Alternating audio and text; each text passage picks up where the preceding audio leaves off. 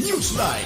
Inaasahan ng Commission on Elections ang pagdagsa ng mga nagrereklamo ngayong panahon ng eleksyon para sa barangay at sangguniang kabataan.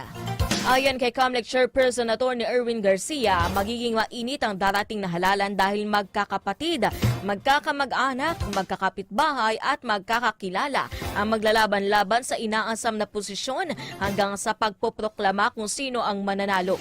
Sa datos ng poll body, boboto ang mga residente mula sa 42,000 na barangay sa buong bansa para sa kanilang tig-isang barangay chairman at sangguniang kabataan o SK chairperson at tig-7 kagawad ng barangay at SK na tatagal ng 3 taon ng panunungkulan.